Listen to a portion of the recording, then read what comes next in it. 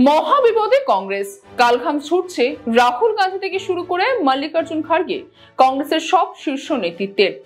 কিন্তু কি সমস্যায় পড়তে হয়েছে কংগ্রেসকে? মূলত আপনাদের জানিয়ে রাখি যে দীর্ঘ এক দশক পরে কংগ্রেসের সৌজন্যে লোকসভায় ফিরতে চলেছে বিরোধী দলনেতা। তবে সমস্যাটা ঠিক কোথায়? সমস্যা আসলে লোকসভা নিয়ে না, সমস্যা সৃষ্টি হয়েছে রাজ্যসভা নিয়ে, এবং যার জন্য চিন্তায় রয়েছেন কংগ্রেসের মল্লিকার্জুন খাড়গে থেকে শুরু করে রাহুল গান্ধী প্রত্যেকেই। প্রশ্ন উঠছে, লোকসভায় বিরোধী দলনেতার পদ ফিরে পেলেও রাজ্যসভায় কতদিন ধরে রাখতে পারছেন সেই বিরোধী দলনেতার পদ?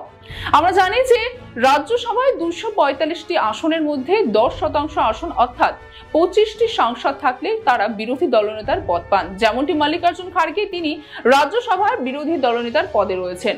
কংগ্রেসের এই মুহূর্তে রাজ্যসভায় 28টি সাংসদ রয়েছে, তবে তার মধ্যে 2টি সাংসদ মূলত কেরলের রাজ্যসভার সাংসদ কেসি বেণুগোপাল এবং হরিয়ানার রাজ্যসভার সাংসদ দীপেন্দ্র সিংহ হুডা। তারা কিন্তু লোকসভা নির্বাচনেও দাঁড়িয়েছে এবং লোকসভা নির্বাচনে দাঁড়িয়ে তারা তার প্রত্যেকটি কেন্দ্র থেকে জয়ী হয়েছে।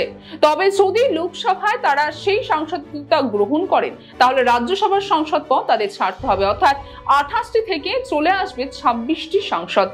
কিন্তু প্রশ্ন এখানে, যদি আর 2টি সাংসদ পদ হারিয়ে ফেলে কংগ্রেস, তাহলে রাজ্যসভা তথা উচ্চ কক্ষের থেকেও বিরোধী দলনেতার যে পদ, সেই পদ খোয়াতে হবে কংগ্রেসকে।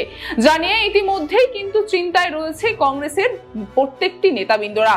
তবে এর প্রসঙ্গে আপনাদের জানিয়ে রাখি যে 2024-এ যখন বিজেপি সরকার ভারতে প্রধানমন্ত্রী আসনে বসে, সেই সময় কিন্তু কংগ্রেস পেয়েছিল মাত্র 44টি আসন। তারপরে 2019-এ আসন পেয়েছিল 52টি। কিন্তু 2024-এ তার ফল অনেকটাই ভালো করেছে আগের তুলনায় কংগ্রেস।